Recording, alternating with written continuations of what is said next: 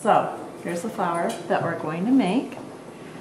You've seen us make them with our pattern paper a lot, but today we're going to make them with Couture Cardstock's watercolor silk paper. And I'm going to show you how to watercolor it to get like color variation. Okay, so first you start by drawing 2 5-petal flowers. And you don't need to be exact. In fact, think about flowers that you see in nature. They are never exact. So you can have skinny and fat petals and it's not going to matter. And now what I'm going to do is I'm going to take one flower and I'm going to cut off 2 of its petals. And then I'm going to take the other flower and I'm going to cut off 1 of its petals. Like that. And then on the one that had the 2 petals, I just kind of like to come in and make it like that. So every set kind of has an inward pointing triangle. Just makes it a little bit easier later on. Now, on this flower, this is my prototype. I tried to make the watercolor darker in the center and then fade out lighter. And to do that, I just got the paint barely wet, and then instead of re-dipping into the paint, I would dip into water. But I didn't get quite enough contrast for me. So this time I want to try making just the edges dark. So we'll try that and see how it goes. What color, Eric? You choose. I love your paint set, by the way. I am using the Mom, because I have very tricky children who might just change that out, paint set. And it's a very cheap paint set. It is Crayola.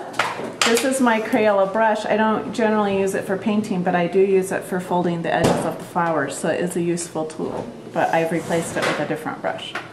But Crayola watercolors are actually pretty good, although I couldn't get a really dark red, as you can see. So, should we try red again? I think that's a lovely idea. Okay. This is experimentation, you guys. You don't know what we're going to get. We don't know what we're going to get. Okay. So I'm just going to come on the edges.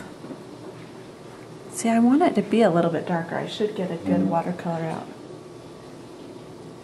And then, like I said, instead of going back into the paint, I'm just going to get the paint out of the brush and come in with water and just smooth it into the edges like that. Does that work? Looks great. Okay, so I should do all the darks first because otherwise I'm going to mess up my paint and my water.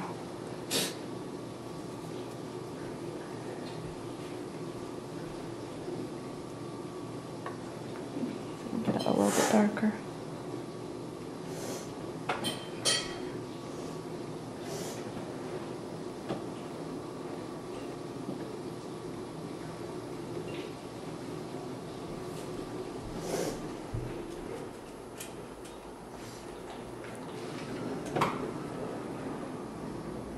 Whoops. It's a pretty forgiving craft.